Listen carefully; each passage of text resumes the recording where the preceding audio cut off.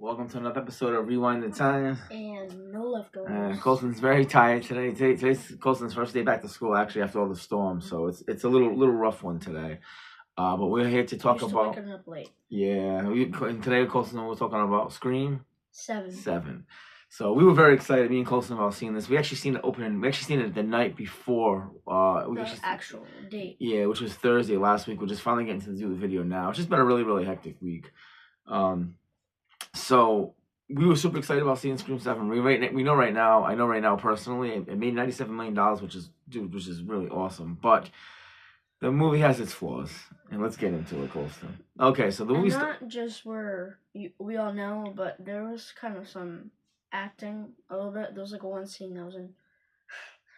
Yeah. So let's get into it. So how the movie started off is actually started off with a banger, awesome fucking beginning.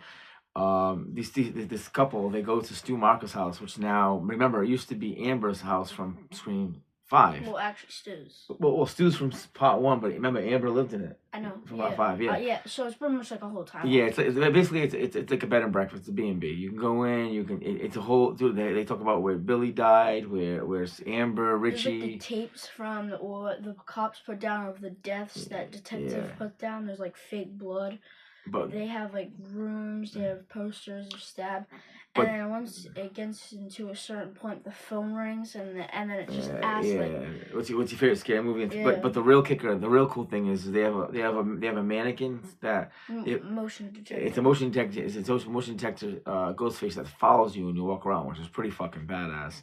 So. Awesome kill scene in the beginning. I think it's Scott. I think his name is Scott. Am I right? He gets killed. Awesome kill scene. Scott gets the knife through the skull, and then they kind of give away the girl's kill. She's hanging on the chandelier light. She turns around and falls, and the knife goes through her.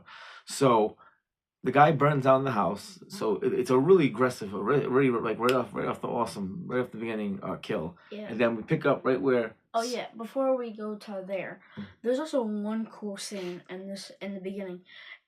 They know that there's a motion detector, but Scott goes use the bathroom and he scares the girl, and he's wearing a ghost face costume, and then he recognizes that the motion detector was moved.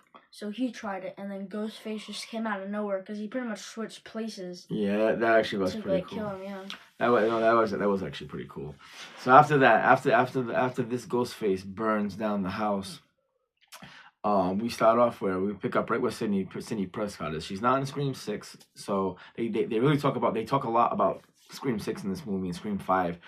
Scream 5 and 6 are kind of like or their own little universe inside of the Scream 7 of the Scream trilogy, which is pretty cool.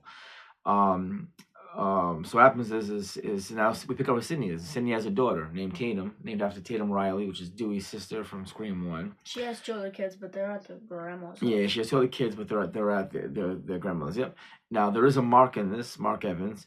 But we want it to be we all want it to be Patrick Dempsey. It should have been Patrick Dempsey. The reason why Patrick Dempsey was in this movie is there was forest fires going on at the time of this making of the movie, so he couldn't get there. Would have been really cool to see him in this movie.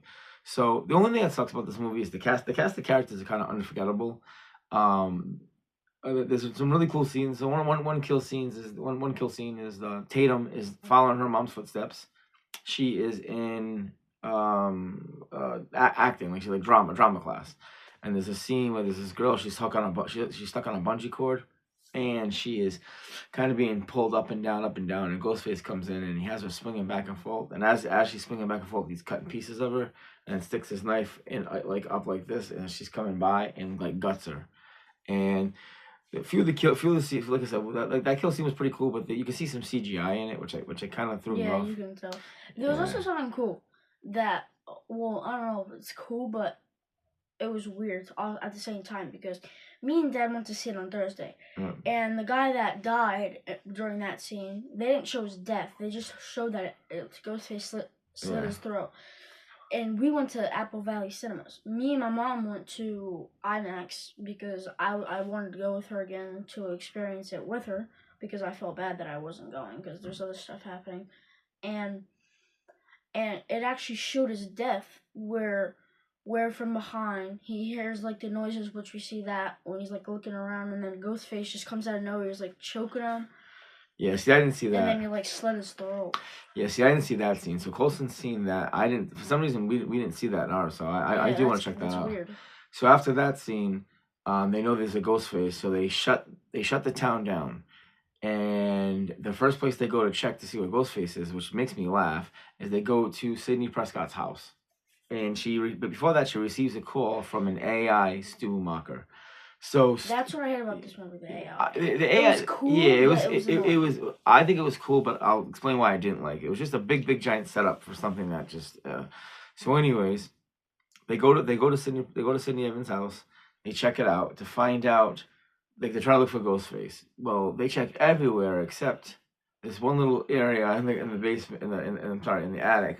That's where he is. So he hops out. So he hops out of the attic. He's attacking Sidney. He beats up the father. He gets the father pretty much. I thought the father died. He didn't die. I'm happy he didn't, because that would have been a sad death. Yeah, he didn't die. He pretty much Ghostface put like plastic on him, stuff to try to suffocate. No, that was the second time. Oh. The first time. Oh yeah. They were just fighting. Yeah, they were just fighting. And he fell down the stairs. That's right. I'm sorry. But how did he not die? Bro got like. Yeah. And that's like he pulling off a Chad move right there. Yeah, well, yeah. Yep. And then all of a sudden, the Ghostface chasing Tatum through the house, and he's just going through the walls like you see in the movie. She runs outside, and then out of nowhere, like kind of like a Scooby-Doo movie, Gale comes and she runs over the killer, and you're like, what the hell? Like, she literally runs over the killer and kills him. So there's actually 3 killers in this movie. So the first killer is Carl. Carl is a guy who very, very short. The kills in this movie are terrible. That's the one thing bad about this movie. The setup to get to the killers is really cool, but once the payoff is there, it is one of the worst. Dude, Scream 6. They fumbled the back here. Yeah, dude, they didn't fumble it. They dude, it was just they more than fumbled. It was terrible. So the first killer was Carl. Carl was just this weirdo guy that literally. It's always someone that's connected to. That literally picks up a coffee at Sidney Prescott for Sidney's job, because she works at a buffet at a cafe. The only thing that hold on. That would. So hold on, buddy. So when Gale comes, so when the car that comes in that runs over Carl, it's Gale, and she's with Chad and Mindy. So because Chad and Mindy now from Scream 6 work for her, because she's back into news reporting, which I love that part. I do love that part. I love that. Listen, I'm a big Mason Gooden fan. Me and Coleman talking about it. Dude, he might be one of my favorite actors. This kid is white hot right now. Everything that he's doing, from Hard Eyes to Scream to just anything he's in, I want to see. The kid's just got it right now, and I really like him. And I love that he's in Scream. I love that he's in Scream 7. And Mindy, man, she's awesome. She's got her hair redone. It's so cool seeing the twins. I love that. Part 5 hair was kind of better. Yeah. No. Well, I don't. It was like a poofy hair. Yeah. But I mean, I just love the twins. Dude, Chad. I'm all about. I want to meet Mason Gooden, man. He seems like a really cool dude. I want to meet this guy. So, anyways, they run over this person. It's Carl. To fight, and they're like, well, you know what? The kill is always close to the person, close to. And you want to know why he was trying to kill her?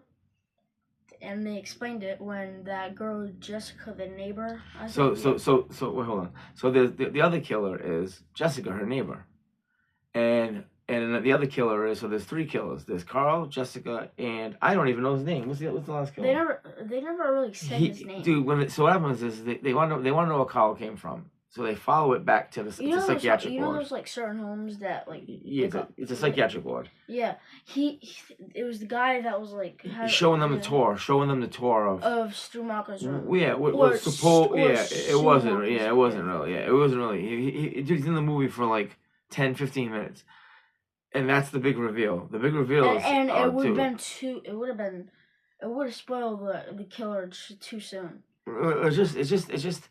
The AI in the movie was okay. It was it's just so weird, but it wasn't that. Like the only person that really had a reason was mostly Jessica, because it's like her neighbor. Yeah, but that's not even the reason. That's not even a good reason. Basically, what it was is Jessica read Sidney's book from Part 4, Out of Shadows, and was a big time fan, and decided to. Put her like I guess Sidney disappeared after Part 4 because she wrote a book, and she decided to follow Sidney and put herself into a psych ward. Dude, the plot, the reasons for the killers are the fucking worst. The worst. and the other guy, the orderly, that's what he is. He's the orderly from the psychiatric ward. I don't even know why he wants to kill him. He never even explained it. And then Carl, Jessica's actually the one that told us this thing. Oh, he's really just a big fan of your history. Yeah, dude. Why? So you want to remake it? Bro? It's dude. So the plot. Great into that point, and then literally I give it a fucking zero. A zero. The kill's like a zero. It's terrible. Terrible. At first, when I first watched the movie, I never thought it was gonna be Stu. Oh no, me neither. We really don't know if Stu is dead or alive. I don't know. At first, I did think Stu was gonna die. Because at first I thought it was Gale and Stu. I would have never thought Gale. No, Gale's legacy characters. Did you not see how she was acting? Yes, I know, but she legacy was characters. Shaking. Yeah, but legacy characters usually aren't the killers. That would have been a big shock and a big throw off. And she'd have to have a super big modem. Ben or Kyron be too basic and plain. Yeah, but it's just the killers are just terrible in this movie. It'd just be a recreate. All right, Colson. Like that's the whole movie. The movie really wasn't that good. It actually really was. It's probably the worst Scream movie I've watched. Six was probably better. Yeah. No, 6, better. which people say is the worst, is actually better than this. All right, Colson. What would you rank this movie 1 out of 10? A 7. Yeah, I'm giving it a 4. I don't even think it's that good. It's good unfortunately it's good until you get in it. It's good until you get to the killers. 4. Yeah. That's how low it is. Yeah, that's what I think of this movie. I give it a 4. I'm not even kidding. I'm a dead 4. When I see it again, of course. But am I gonna buy it? Yes, because I'm gonna add it to my collection. It was terrible. I just think it was terrible. It looked way better in the trailer. Dude, the trailer hypes it up really good. They do a really good job. And then you go walk out the theater like, dude, everybody was even saying it. One guy was like, "Who's the killer?" Like he was in the movie. Like he was in the movie literally 15 minutes. It's just terrible. What was your favorite kill scene in the movie? Because a lot of the kill scenes are the same thing, stab. I mean, it's the same kind of thing. I mean, stab. Yeah. I kind of like the beginning kills. Yeah, the beginning kills are the best. Yeah. Besides that, the other kills, it's just stab in the face, stab in the chest, stab. You can't do much. Or guts coming out. Yeah, you can't do much with a knife. At least Scream 6 they use the shotgun. Like a lot of horror movies you watch, their guts come out. Though. Well, yeah. But it's just Scream 6 at least he had a shotgun, which I know it's not his normal knife, but I don't give a crap. I'll take that right now. Yeah. It was just okay, man. If Tatum used a gun more than Ghostface. Yeah. So what would you ranked it favorite kill? If they made a NECA figure, when you get this, of course they actually did make one. I got it for me and Colson. And if they made a shirt, well, we got it. So that's it, guys. This is kind of a lackluster review. I remember Colson in school. Scream 7 really was not. Really wasn't. You've been out of work for a week there. Scream 7 really wasn't a great movie. It was okay. That's it. It was okay. If I was you, I mean, I'd go see it because you don't want to see it in theaters. But the kills have probably been spoiled all over the internet. So, all right, guys, we're gonna head out of here. Remember, man, God first and family, and make sure you like and subscribe. And we'll see you next week. Take care, guys. Peace.